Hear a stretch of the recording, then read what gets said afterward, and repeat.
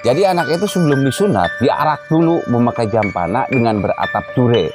Nah, diiringi oleh gamelan musik gong besar. Nah, tiba-tiba kena musibah. Tiba-tiba datang angin badai menimpa anak itu. Anak itu dari tanduk jatuh dan meninggal seketika.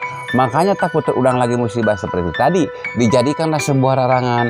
Jangan sampai dilaksanakan lagi oleh Ketun Arif Muhammad yang tinggal di komplek rumah adat Kampung Pulo. Jadi ketakutannya kena musibah lagi deh ya itu.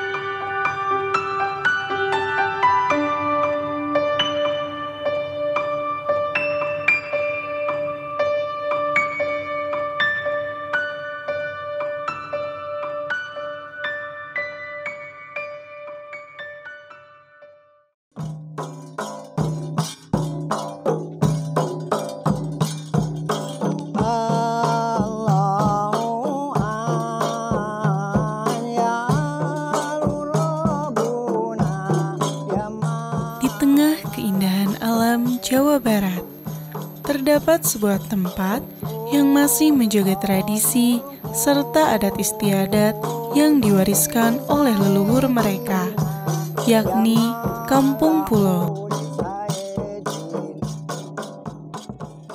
Kampung Pulo merupakan kampung yang terletak di pinggiran kota, Desa Cangkuang, Kecamatan Leles, Kabupaten Garut. Masyarakat adat di Kampung Pulo bertahan, berkembang, menjaga nilai-nilai tradisi, namun tetap menyesuaikan perkembangan zaman. Makanya di sini sumbangan sembako kebanyakan dari anak-anak sekolah.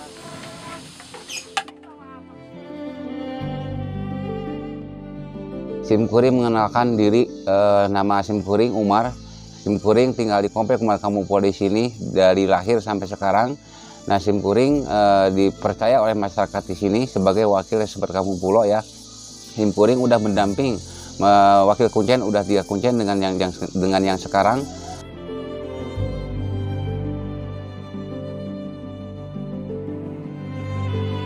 Kampung Pulo menjadi bukti sejarah perjuangan dari Mbah Dalam Arif Muhammad dalam menyebarkan agama Islam.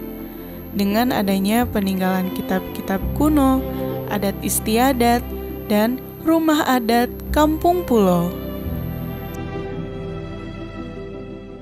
Latar belakangnya beliau adalah seorang panglima perang dari Kerajaan Mataram, dari Yogyakarta, yang saat itu Suraja Sultan Agung untuk menyerang tentara POC ke Batavia. Akan tetapi pada saat penyerangan beliau itu mendapatkan kekalahan, karena saat itu ada yang membocorkan sehingga beliau dapat kalah, karena kalah jumlah, sehingga beliau mencari tempat persembunyian. Setelah yang karena kalah mencari tempat sembunyi yang aman, singkat cerita sampai ke tempat ini.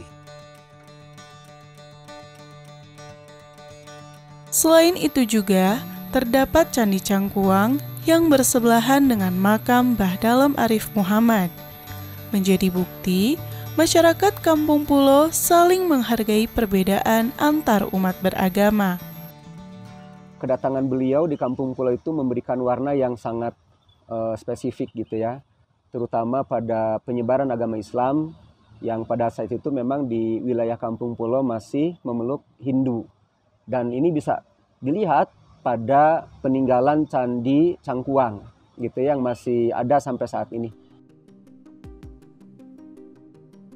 Masyarakat Kampung Pulo memiliki komplek rumah adat yang terdiri dari 7 bangunan, 6 bangunan rumah yang saling berhadapan, dan 1 musola. Komplek rumah adat ini merupakan simbol dari keturunan Mbah Dalam Arif Muhammad yang mempunyai 6 anak perempuan dan 1 anak laki-laki. Bangunan tersebut tidak boleh ditambah dan dikurangi. Nah, di sini sekarang jumlah penduduknya tinggal 20 orang, 10 laki-laki dan 10 perempuan dengan anak-anak. Karena di komplek Makamu di sini tidak boleh menambah kepala keluarga ya. Jadi harus tetap 7 bangunan pokok, 6 kepala keluarga. Hingga saat ini, anak perempuan dari garis keturunan Mbah Dalam Arif Muhammad mewarisi rumah di komplek adat Kampung Pulo. Kenapa rumah adat Kampung Pulo di sini berhadap-hadapan? Karena di sini bukan orang lain, saudara semua. Jadi ceritanya saling melindungi, saling memperhatikan. Misalkan Di sini ada kegiatan untuk menjemur padi, ada menjemur apa, ada kegiatan di depan rumah. Jadi saling tegur sapa ya. Kalau ada masalah-masalah yang harus dipecahkan kebersamaan, saling tegur sapa. Jadi saling memberi tahu untuk cara-cara misalkan dalam pertanian, cara-cara untuk pertanian, cara-cara untuk apa. Jadi saling tegur sapa. Rumah adat Kampung Pulo bukan sekedar unsur fisik saja, namun memiliki makna filosofis yang cukup dalam. Bentuk rumah adat ini dirancang secara horizontal dan tata ruang tersusun secara vertikal.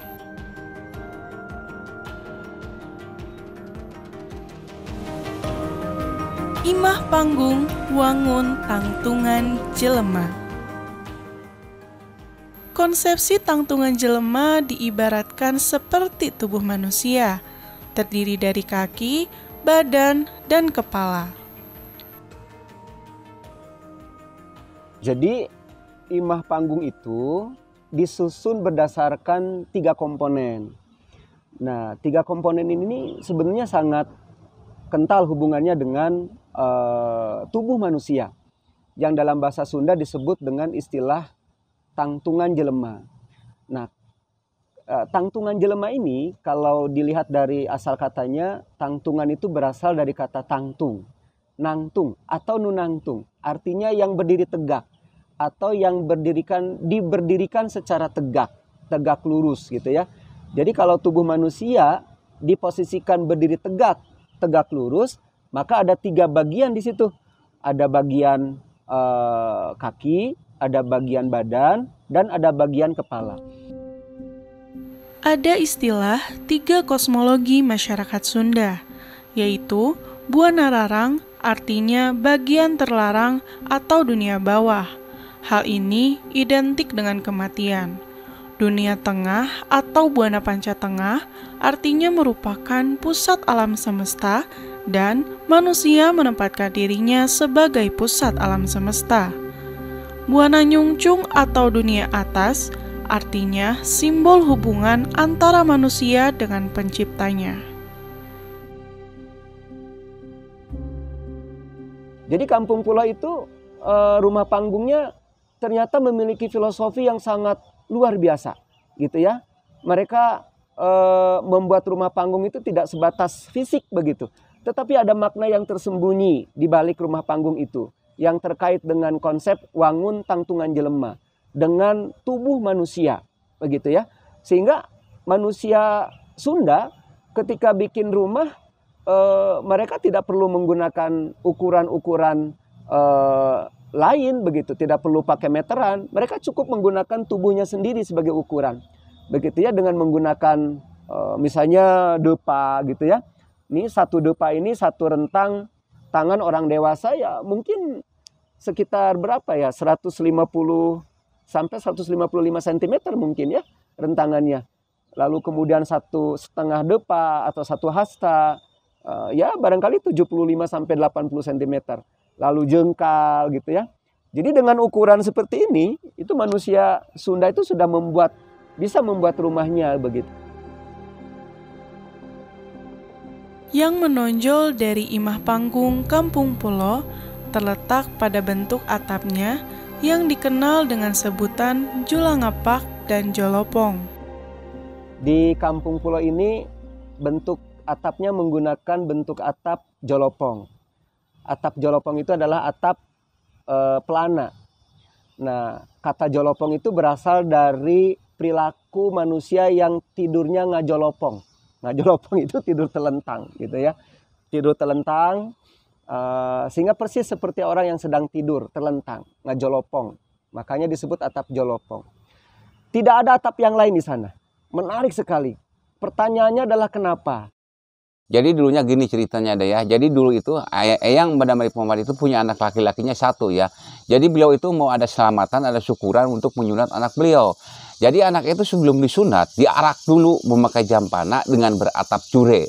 Nah, diiringi oleh gamelan musik gong besar. Nah, tiba-tiba kena musibah. Tiba-tiba datang angin badai, menimpa anak itu dari tanduk jatuh dan meninggal seketika. Makanya takut terulang lagi musibah seperti tadi, dijadikanlah sebuah larangan. Jangan sampai dilaksanakan lagi oleh Ketun Arif Muhammad yang tinggal di komplek rumah adat Kampung Pulo. Jadi ketakutannya kena musibah lagi deh ya itu. Dari situ ulur kami mengatakan, hei anak cucu kami, jangan sekali-kali lagi mengikuti jejak kami. Sehingga masyarakat adat Kampung Pulo sekarang tabu untuk memukul gong besar dari perunggu dan membuat rumah berbentuk prisma. Makanya sekarang jolopong. Susunan imah panggung memiliki makna sosial dan hubungan erat tentang organisasi ruang yang terdiri dari ruang depan, ruang tengah, dan ruang belakang. Jika dibedakan ke dalam fungsinya, ada untuk laki-laki dan untuk perempuan. Pada tata ruang rumah Kampung Pulo dan masyarakat Sunda pada umumnya, bahwa ruang-ruang itu juga secara tidak langsung menunjukkan stratifikasi gender, gitu ya. Jadi bagian depan ini adalah ruang khusus untuk laki-laki. Jadi kalau ada tamu laki-laki, biasanya diterima di depan, gitu ya, ditepas gitu. Biasa juga digunakan kalau lagi bulan purnama, mereka suka ngabung bang. Jadi ngabung bang itu menikmati suasana bulan purnama di depan sambil ngopi gitu ya, sambil ngobrol, sambil memperhatikan anak-anak mereka yang bermain di halaman rumah begitu. Nah, kalau ada tamu perempuan, biasanya tidak diterima di tepas, tapi langsung ke pawon, ke belakang gitu. Jadi mereka itu para perempuan seolah-olah sudah mengerti gitu ya. Mereka langsung larinya ke bagian dapur dan diterima di dapur. Disitulah mereka itu ngobrol. Dan dikatakan yang namanya dapur itu tempat kekuasaan perempuan. Kan di sanalah yang biasanya layaknya identik dapur dengan perempuan. Makanya itulah kekuasaan perempuan. Tapi ada juga yang suaminya suka membantu masak gitu. Sehingga kalau untuk rumah adat, aktivitas laki-lakinya biasanya di depan seperti Pak Kuncen menerima tamu atau aktivitasnya itu tadi di balai-balai yang di depan ya. Jadi secara tidak langsung tepas ini milik laki-laki gitu. Sementara dapur milik perempuan. Sangat jelas perbedaannya begitu ya.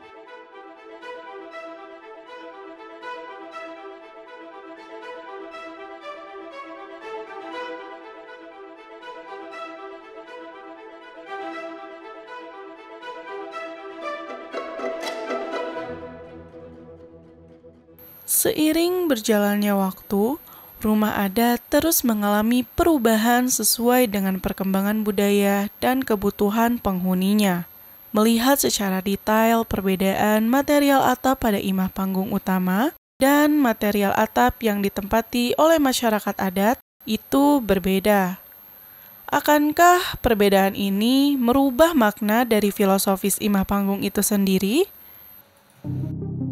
Jadi gini deh, dulu ya sebelum terjadi musibah kejadian dengan masyarakat Kampung Pulo. Jadi di sini dulunya pakai injuk atau atap ya semuanya. Jadi dulunya di sini ada babah penyakit gatal. Jadi ada kebijakan dari sesepuh adat dari Pak Kuncen, babah yang lainnya diganti sama kending. Nah ini dikembalikan oleh pemerintahan. Jadi yang ini ya, sebuah contoh dulu bangunan yang ada di komplek rumah adat Kampung Pulo di sini itu seperti yang ini ya. Jadi kalau dilihat dari filosofi, tentu filosofi itu tidak akan pernah berubah. Filosofinya nggak akan pernah berubah. Tapi yang berubah itu adalah perilaku manusianya.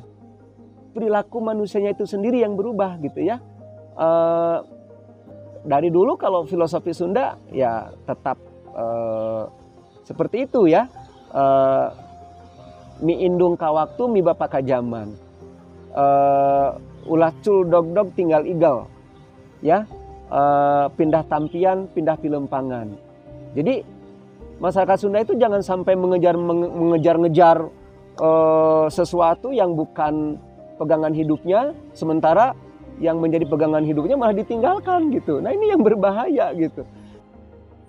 Manusia sifatnya dinamis, ingin ada perubahan-perubahan mana nih. Tapi di sini ada filter mereka itu mana yang boleh dirubah, mana yang tidak. Tetapi disitulah ada kesepakatan dari masyarakat Kampung Pulo dan sesepuhnya, Jatuh Poncen. Ini yang boleh dilanggar, ini yang tidak. Nanti ini karena mereka apabila ada yang melanggar nanti sin katulah karuhun. Jadi takut sanksinya bukan sanksi sembarang sanksinya dari yang di atas atau karuhun. Perjuangan masyarakat adat Kampung Pulo tentu tidaklah mudah. Semakin hari, warisan kebudayaan arsitektur semakin diancam kepunahan. Tentunya, pihak tidak bertanggung jawab yang dengan mudahnya merubah lingkungan sehingga masyarakat adat mau tidak mau harus terus berusaha menjaga warisan dari para leluhurnya. Kalau dulu waktu ibu kecil kan di sini suasananya begitu sangat asri lah kalau dibilang, karena kan dulu di sini itu seperti hutannya gitulah kalau di Kampung Pulo. Tapi kan kalau sekarang dengan adanya pengembangan pariwisata juga, terus kan ada pembenahan, memang lebih rapi, cuman aura yang dulunya itu memang agak hilang sedikit. Kalau dulu kan kami di sini lebih ke sunyinya itu lebih ke alami gitu. Kalau sekarang kan agak beda gitu, agak beda yang dirasakan itu. Tapi kalau sejauh ini kalau untuk masyarakat adat di sini ya tetap memegang teguh adat yang berlaku, tapi suasananya memang sudah ada perubahan. Namun, hadirnya komunitas adat dan masyarakat yang menghargai keberadaannya, warisan budaya dan peninggalan para leluhur akan senantiasa diperjuangkan apapun yang terjadi. Sebagai generasi muda ya harus lebih aware, pedulilah kepada adat yang ada di sini. Tidak boleh terlalu menjudge bahwa ini tidak boleh seperti ini karena ini udah modern. Tapi itu kan balik lagi, itu kan adat kebiasaan dulu. Kan kadang-kadang sekarang anak muda kadang-kadang kan tidak percaya hal-hal yang demikian. Makanya ibu menyarankan kalaulah tidak percaya ataupun apa, tidak lalu menghakimi orang-orang di sini bahwa ini terlalu tradisional lah atau apa, tidak boleh. Karena itu memang yang kami amanatkan dari leluhur kami terdahulu. Nah, kalau pesan Bapak kepada saudara-saudara Bapak ya, kepada adik-adik yang ada di Kampung Pulo, di Desa Sengkuang atau yang sudah keluar, mari kita sama-sama untuk mempertahankan tradisi adat Kampung Pulo. Kalau bukan kita, siapa lagi untuk menjaga dan merawat komplek perumahan kampung di sini. Jadi untuk nanti anak cucu kita supaya tahu bahwa di Cangkuang itu ada komplek rumah adat Kampung Pulo itu ya. Dari adik-adik Bapak yang ada di luar, yang ada di sini, dengan pemerintahan juga yang terkait hubungan-hubungan dengan rumah adat Kampung Pulo itu dari Bapak. Karena sejatinya budaya adalah identitas suatu bangsa. Jika kehilangan identitasnya, siapa yang akan mengenalnya? Inilah bukti dari orisinilitas peradaban dan kemajuan zaman. Manusia akan terus berkembang. Kondisi alam dan lingkungan yang sudah tak lagi seperti dahulu tentu tidak mudah untuk menjaga kebudayaan. Kalau generasi penerusnya tidak mau peduli, lantas bagaimana dan siapa yang akan melestarikannya? Mari berpikir dan refleksikan sejauh mana diri kita mengenal identitas kebudayaan di tanah kita dilahirkan.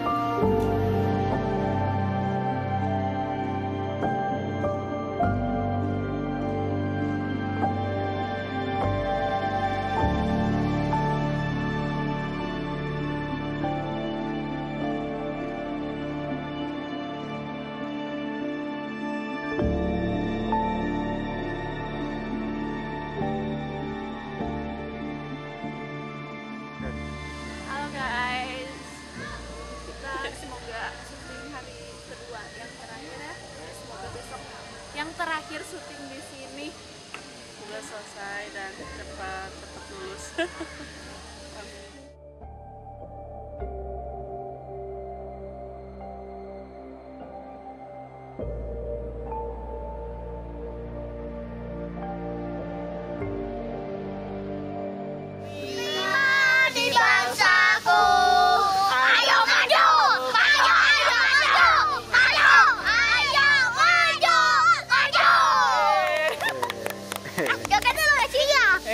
Joget.